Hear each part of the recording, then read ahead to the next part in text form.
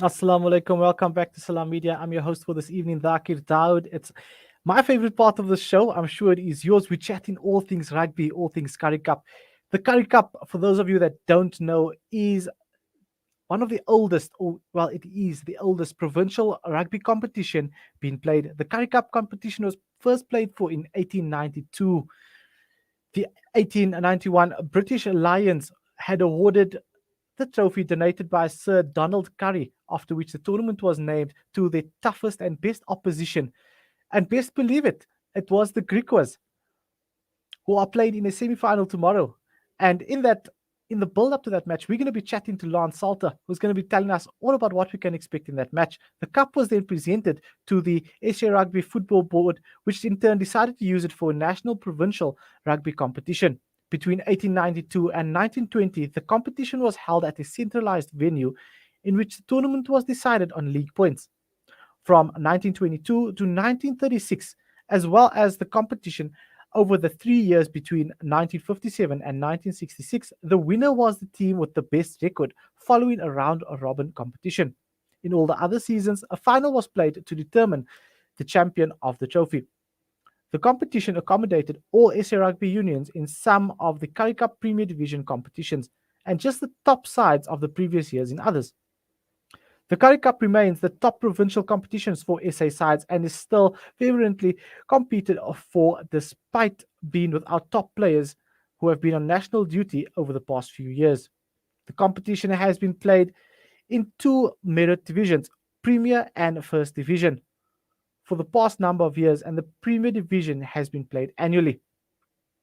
Western Province have then become the most crowned Currie Cup champions, winning the title 34 times until the end of 2019, followed by the Blue Bulls, a 23-time champion of the title. Golden Lions win it 11 times, the Sharks win it 8 times, Free State 6, Griquas have 3, and Border winning it 2 times.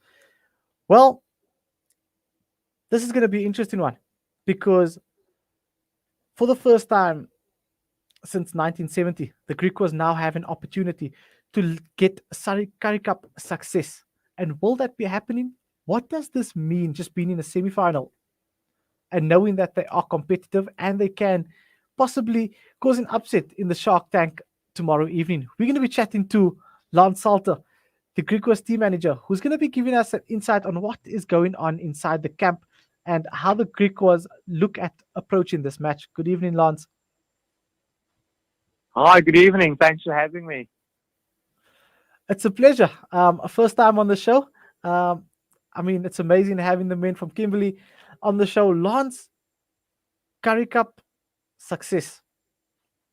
Everybody's talking about this. This could be the tournament for the Griquas. You guys had a phenomenal match against Western Province a few weeks ago, where you guys upset them and definitely secured your spot in the semis. The semis are finally here, and it's against the Sharks in a Shark Tank. Lance, what does this mean for the community of Kimberley? No, look, it's massive. Kimberley, it's a beautiful place to stay in the Northern Cape, and for us, a very very humble squad. We are put together we come from all corners of the country. So for us, we have a massive responsibility for the city and the whole province. To represent the province the best way we can. And yeah, we've had a really good season. Obviously you mentioned the Western Province game. It was important for us to put a good performance together, because we still had to play Puma's team the week afterwards. So yeah, we are looking forward to the challenge. The Sharks, obviously, they're very good units. They are doing things right at the Sharks at the moment. So no, look, our guys, we are looking forward to the game, and we want to go all the way this year. So tomorrow's massive for the boys. So yeah, we're looking forward to the challenge. Massive challenge ahead indeed. And I mean, it's going to be also a phenomenal achievement for many players in this team. We've got Jonathan Frank, who's going to be running out for his 100th cap for the Griquas. I mean, Do you think that this was written in the stars that it was meant to be a semi-final and running out for his 100th cap on the same day? Yeah, look, it would be a great story to tell one day, But I mean, Jonathan Franke, he fully deserves it, He's a hard worker, He's bled the Poe blow for a very long time. I think if you were to chat to Jonathan Franke as well, I think 2 years ago after he had quite a hectic injury, his age, his early 30s, a lot of people doubted whether he could come back and play. But, the last couple of games, he's been immense for us. And, yeah, look, he deserves it, and it would be, we're all proud of him. It takes a lot, not just a lot of hard work, but it takes a lot of character to come back from an injury like that, and the whole team's proud of him. And, yeah, look, and his whole family, his wife and little baby, a newborn baby, is all very proud of him as well. So, yeah, no, looking forward to it. It could be some fairy tale stuff. Yep, I mean, certainly is. Looking at it, I mean, the Sharks have had quite an easy route to the final, if you want to the semi-final, if you want to call it that. A number of their games being cancelled, in which look at a team like Western Province, for example, who's had to play all of their games, and they never got the points out of some of those games, in which the Sharks then played the same amount of games, and many were called off for COVID-19 purposes or whatever. Not taking credit away from that they're a good team, but they've had a bit of a easy route to the semis.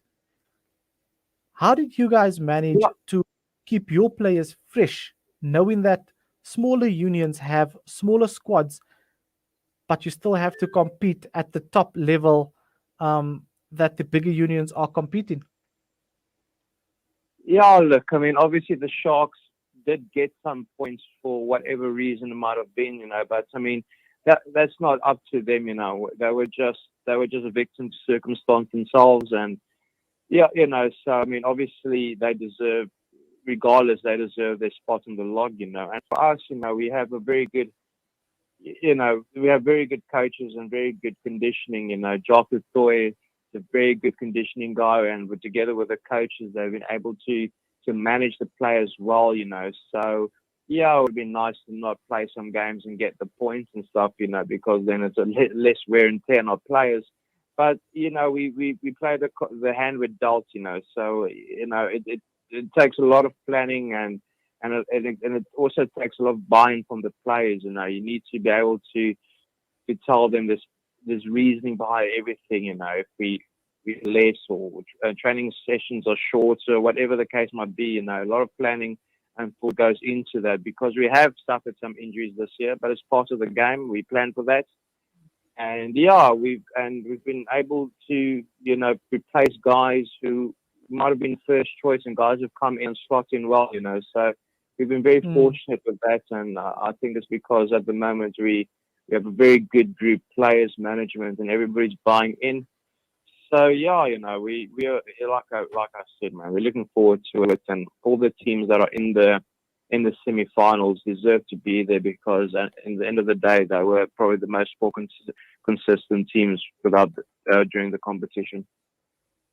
No, definitely, I can agree with you on that. Looking at it, and I mean, in your previous encounter against the Sharks earlier this year, you guys beat them 37-27 in Durban, and then also 30-16 in Kimberley. Will this be third time lucky once again for the men from Kimberley? Yeah, it's going to be tough. I mean, the first time we played them in the Currie Cup, they actually beat us in Kimberley 30-16, and yeah, it was the first game. We were quite disappointed with the way we played in terms of performance. We weren't shooting. We were very slow out of the blocks, and we really didn't get going. But I think the second game, yeah, the guys played like Trojans. We had a lot of yellow cards that game, and we just didn't give up. So yes, we're going to draw a lot of energy from that, but I mean, by no means does come tomorrow. It doesn't mean anything. It's a new day, new 80 minutes. It's a semi-final. There's a lot more to play for, and I think the Sharks will obviously have that in mind. A lot of people said a lot about them, for losing their game against us the way they did, and I think they also have a point to prove for themselves. and we also want to prove a point to ourselves in the sense that it was no fluke. We have that ability in us to put in a performance like that, and hopefully, history repeats itself tomorrow. I mean, we'll gladly take another 27-27 win. So yeah. And I mean, you mentioned like discipline and the guys being over eager. How much of a role will discipline have to play tomorrow, knowing that you've got referees of top caliber such as Marius van der Westhuizen, Rasta Rashivenga, and Paul Mente um, on the sidelines? Egon Seconds will be taking TMO duty on the day. How important do you think it is for your team to stay disciplined against quite a good disciplined Sharks team? No, look, I mean, it's vital. The Sharks have a very good set piece. And with a guy like Kevin Bosch, you can put it, you can slot, long distance penalties from, anywhere from 40 to 55 meters out. It's vital, for us to be good discipline, in terms of discipline. We can't give them easy penalties. We can't just give them cracks at lineouts and mauls and stuff. So no, it's going to be vital, but we know that, So but even though we've had a couple of games where we've had a lot of yellow cards, we've had some games where our discipline has been amazing, So if we can just get some consistency in that tomorrow, not give them a lot of penalties, keep guys like Kevin Bosch and their line out of the game, we'll stand a chance. We won't stop fighting. And no, man, it's going to be an interesting contest, and now we're looking forward to it. It's definitely going to be a cracker, that I can assure you. And just looking at a couple of things in this match, you spoke about the set pieces, and obviously penalties as well. And when it comes to penalties, we've seen last week that the Sharks' discipline let them quite a bit down. I mean, conceding 11 penalties against Western Province, and having someone like George Whitehead in your arsenal as a as a team such as the Griquas, knowing it's semi-finals, it's make or break. He's the top point scorer in the tournament. He's the most successful conversion kicker.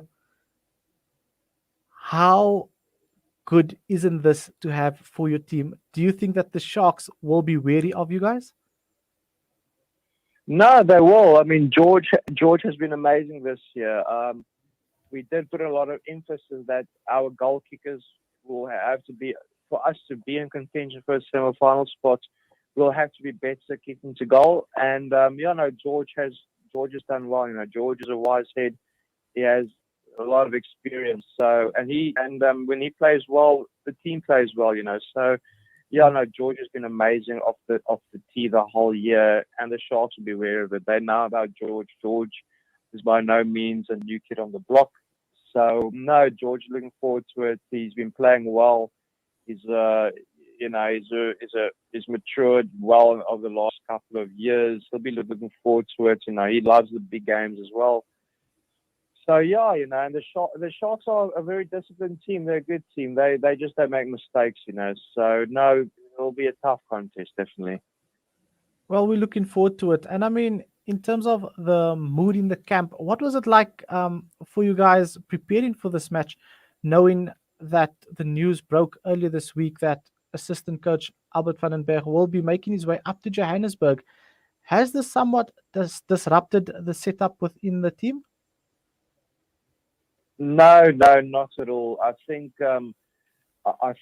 because the players knew that Albert was going to leave after the season, the guys knew it a couple of weeks before. Anyway, it wasn't a big surprise, and by no means was it him leaving more important than the fact that we need to win a semi-final this week. So everybody's quite supportive. We by no means are Griquas. We stand in people's way, players and coaches. If something better comes along, if you work hard and you work hard, you give everything to the jersey, then you all leave with your best with our blessings.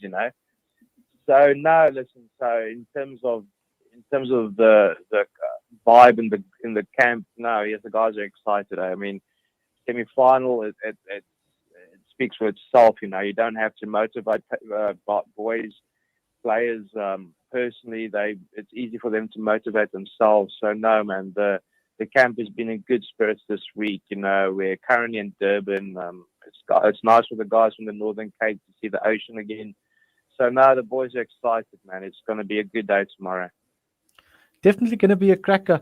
And Lance, we've got a very broad target market on the show, and for a normal average person that would love to know what goes into the Griquas setup or your role as a team manager in preparing for a semi-final.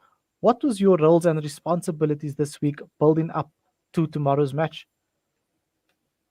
No, listen, for me, it's just about serving the team, the players and management, whatever they need, the coaches.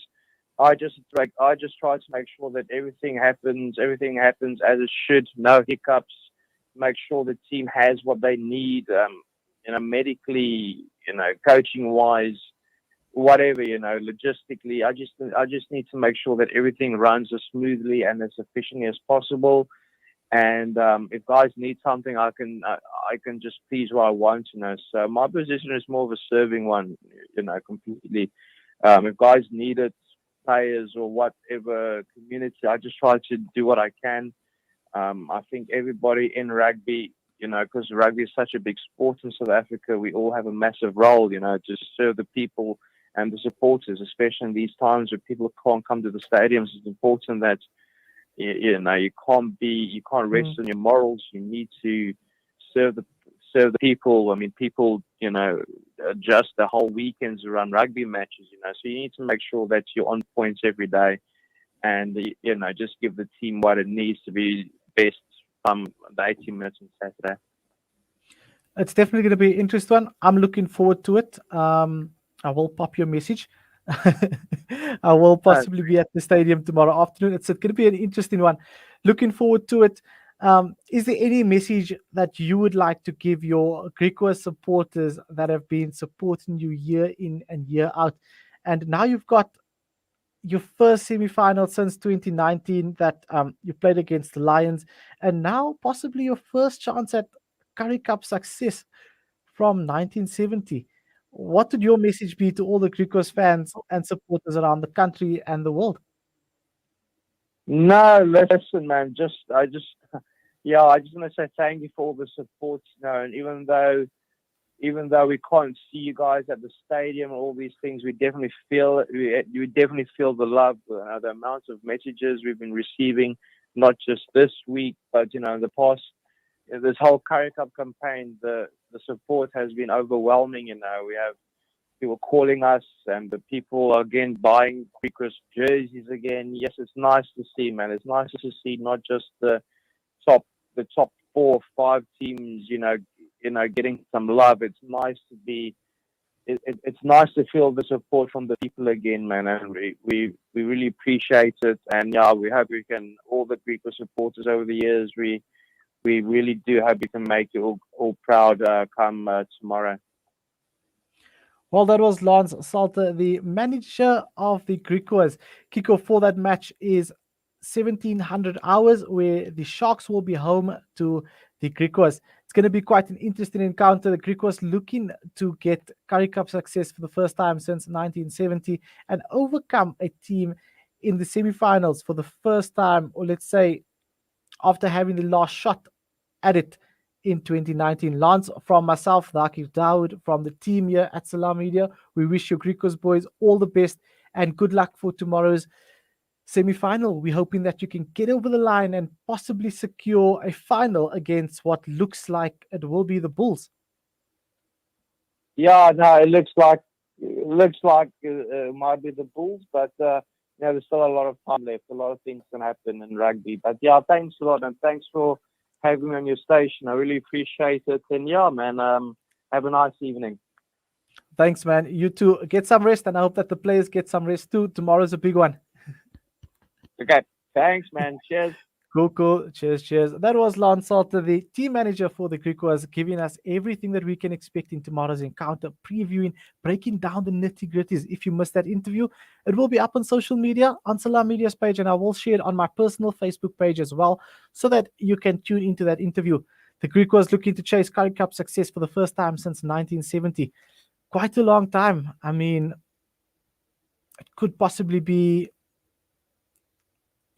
a good couple of 50 odd years, if I'm not mistaken. My maths isn't on point, but I mean, right now we're not going to be calculating anything because there's no points difference involved. I mean, that's the only time my mathematical brain works. But that's it from myself, Thaakir Dawood, for now. Stay tuned to Salam Media, though, because after this break, we're going to be chatting to Suleiman Moden, who's going to be giving us a breakdown about what's happening in the Protea camp. The Protea obviously going down yesterday. In their first match on tour, and obviously Enoch Nkwe's resignation. Suleiman Moden's going to be telling us all about this and his perspective of what he thinks is going down in that Protea camp. Stay tuned to Salam Media. Don't turn that dial, don't move a seat, don't refresh that page. We'll be back right after this.